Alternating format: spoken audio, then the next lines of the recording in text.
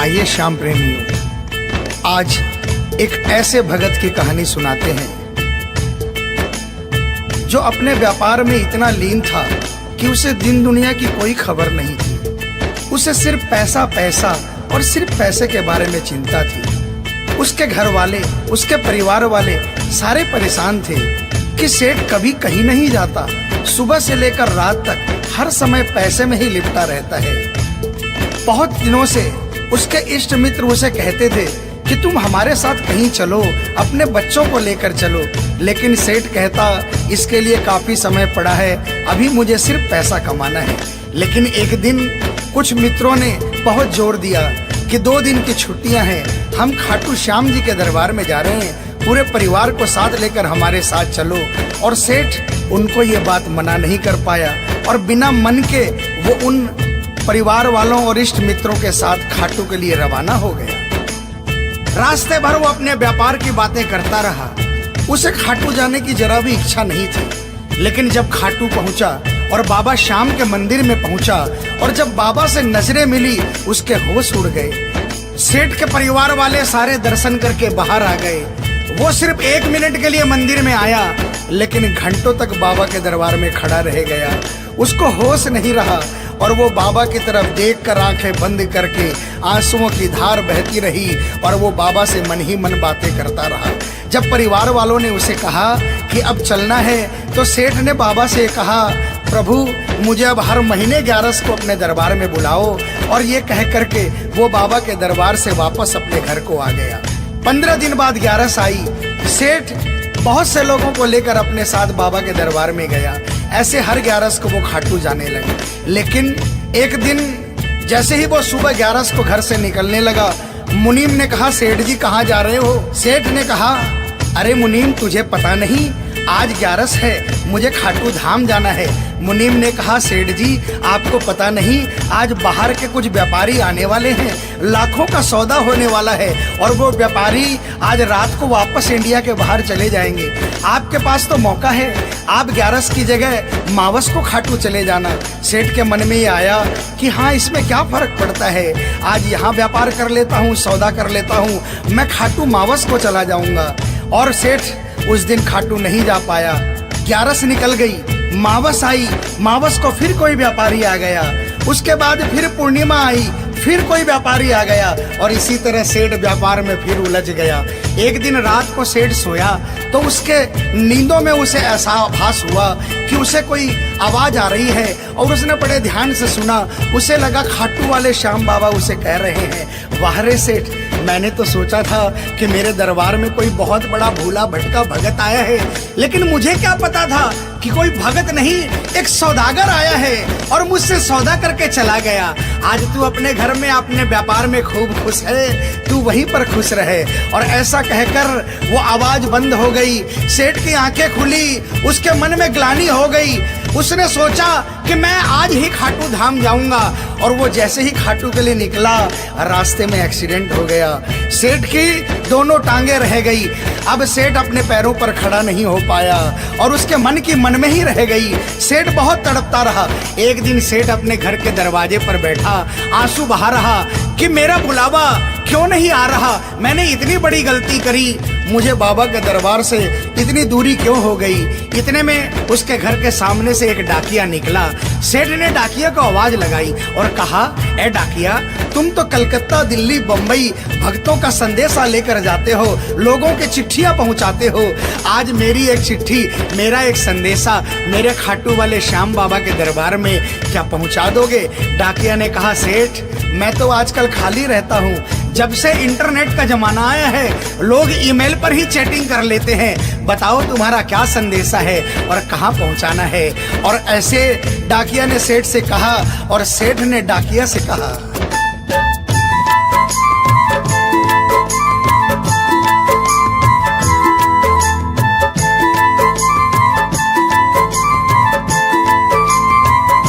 डाकिया जा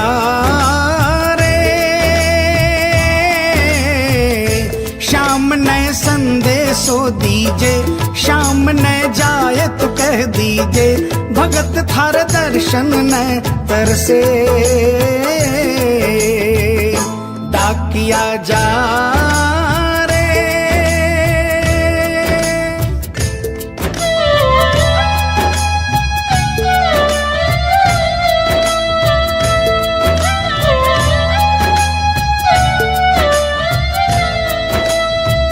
डाकिया ने कहा, सेठ आपका संदेशा तो मैं पहुंचा दूंगा, लेकिन मुझे ये तो बताओ कि आपका संदेशा पहुंचाना क्या है, जहां मुझे संदेशा पहुंचाना है वहां का ठिकाना क्या है। और डाकिया ने कहा,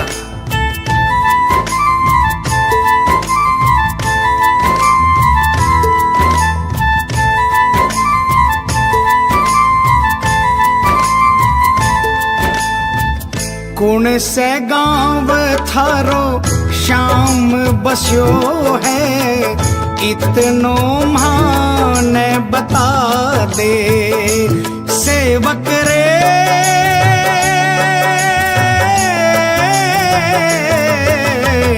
घर तेरे पास है कोई निशानी, माने तू दिखला दे। कैया जानूंगा पहचान, मैं हूँ छोरो अनजान। कैया जानूंगा पहचान, मैं हूँ छोरो अनजान। कैया शाम शुहोसी मिलन, डाकिया जा रे।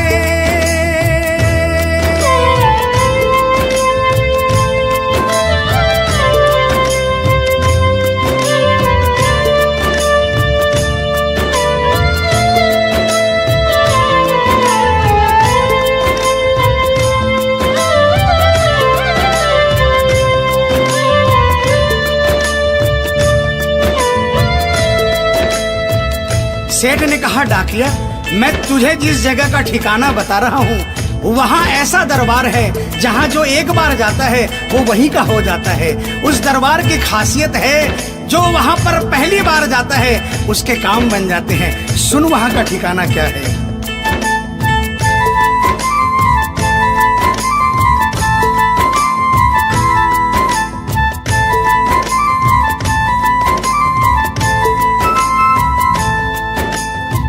खाटू में है श्याम जी को मंदिर, शिखर ध्वजा लहरावे। डाकिया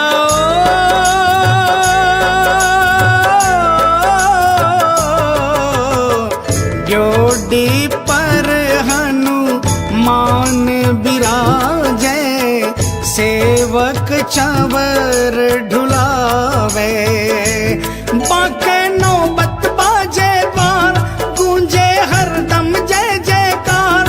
बाके नौबत बाजे द्वार, गूंजे हरदम जय जयकार। सज धज बैठो है श्याम सजन, डाकिया जा रे।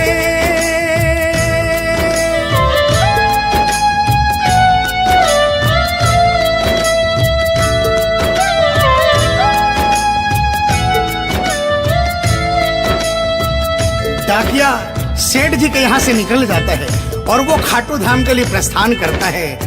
धीरे धीरे वो खाटू पहुँचता है और खाटू पहुंचकर बाबा के मंदिर का पता करता है और मंदिर के नीचे पहुंचकर वो पहले प्रणाम करता है और बाबा के मंदिर की 13 सीढ़ी चढ़ता है। और वो बाबा के सामने पहुंचकर बाबा की तरफ नहीं देखता, पहले अपने झोले में से वो सेठ की चिट्ठी निकालता है और चिट्ठी निकाल के पढ़ने लगता है।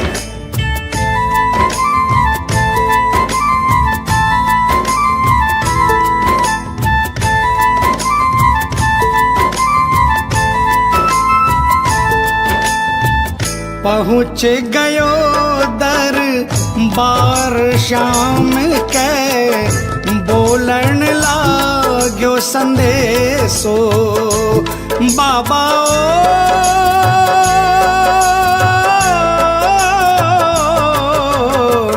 बन बैठो कद श्याम दीवानो, कुछ ना रयो अंदेशो। आखड़ ल्यासू बरसी धार, जैया सावन की फुहार।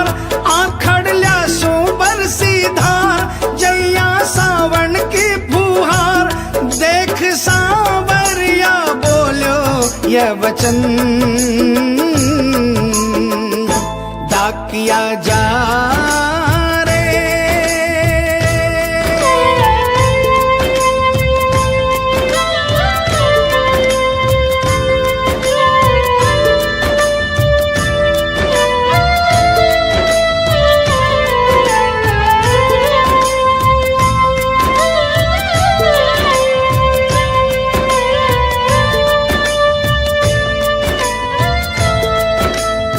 जो ही डाकिया ने सांवरे सेठ की तरफ देखा, उसके होश उड़ गए, उसकी आंखें बंद हो गई, आंखों से आंसुओं की अविरल धारा बहने लगी। उसको ऐसा महसूस हुआ सपने में जैसे कि कोई श्याम प्रभु सिंहासन से उतर कर आ गए। उसे अपने गले से लगा लिया और डाकिये से कहा, कैसे हो डाकिया? डाकिया प्रभु के चरणों में गिर गया, कहा, प्रभु आज मैं धन्य हो गया, इतने वर्षों तक आपके दरबार नहीं पहुंचा, आज सेठ जी के कारण मैं आपके दरबार में पहुंच गया। अब मुझ पर इतनी कृपा कर दो, मुझे अपनी शरण में रख लो। लेकिन बाबा ने कहा, नहीं बेटा, मैं तुझे अपनी शरण में रखूंगा, लेकिन अभी तुझे मेरा एक छोटा सा काम करना है। जिस सेठ ने तुझे ये संदेशा देकर भेजा है, अगर उसके पास मेरा जवाब नहीं गया तो वहां जीते जी मर जाएगा। तू मेरा एक छोटा सा काम कर दे, वापसी संदेशा तू उस सेठ को जाकर दे दे। और बाबा ने कहा,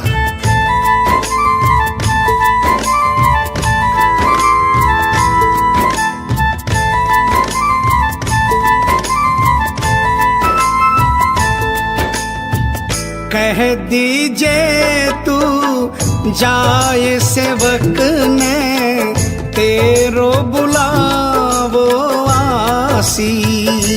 सेवक रे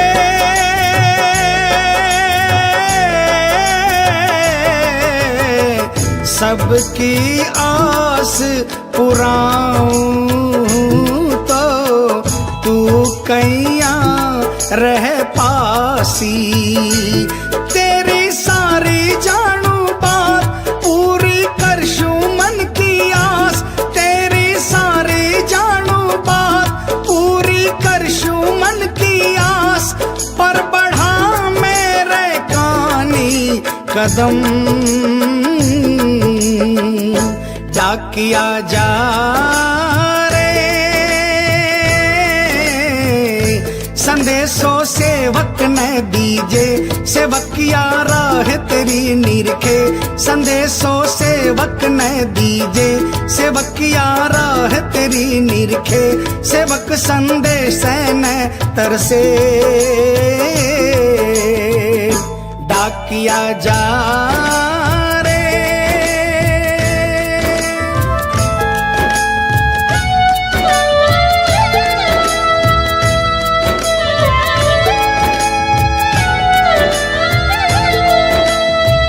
डाकिया श्याम प्रभु के चरणों में प्रणाम करके वापस निकलता है और वो आधी रात को ही सेठ के शहर में आ जाता है।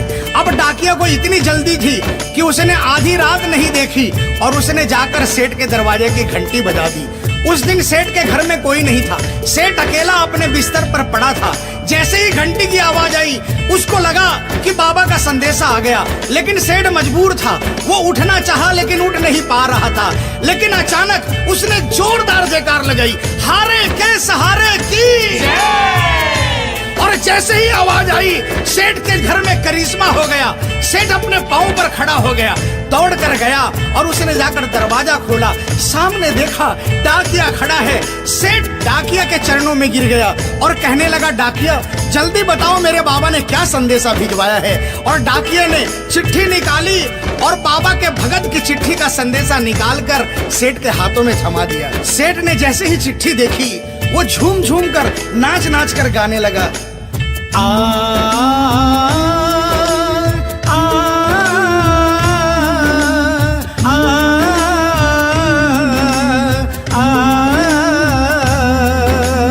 आ चिट्ठी आई है, चिट्ठी आई है, चिट्ठी आई है, चिट्ठी आई है, चिट्ठी आई है, खाटू से चिट्ठी आई है। बड़े दिनों के बाद मेरे श्याम धनी को आज, अरे बड़े दिनों के बाद मेरे श्याम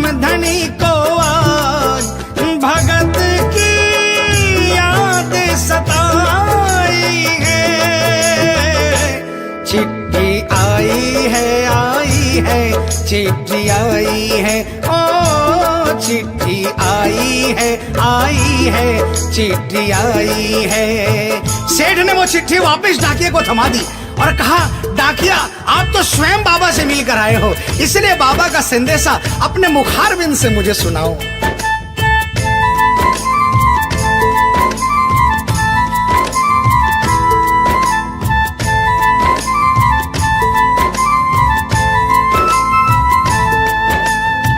सुन संदेशो सांवरिये को, मनड़ो घणो हरसायो।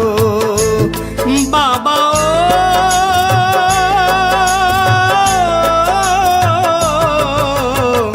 बंध गया पाँव में घूघरिया सा, मन को मोरियो गायो। श्याम बड़ो दिलदार, हो जाओ लेवन ने तैयार। मारो श्याम बड़ो दिलदार, हो जाओ लेवन ने तैयार। महिमा गावे है कमल किशन, क्या किया जा। आप सभी श्याम प्रेमियों से जो कभी खाटू नहीं गए, जिन्होंने बाबा का नाम सुना है और जिन्होंने नहीं सुना, उन सबसे निवेदन, जो कभी खाटू नहीं गए वो एक बार हमारे बाबा श्याम के दरबार में पहुंचिए। ये वो दरबार है जहां हारे हुए को जीत मिलती है, जहां लोग हार कर आते हैं लेकिन हार कर वापस नहीं जाते, जहां हर हारे का सहारा होता है। चाहे कैसा भी कोई क्यों ना आता हो, बाबा श्याम हर आने वाले को गले लगाता है, उसको काम पूर्ण करता है और उसे खुशहाल करके अपने घर को भेजता है। बोल खाटू नरेश की, बोल हारे के सहारे की।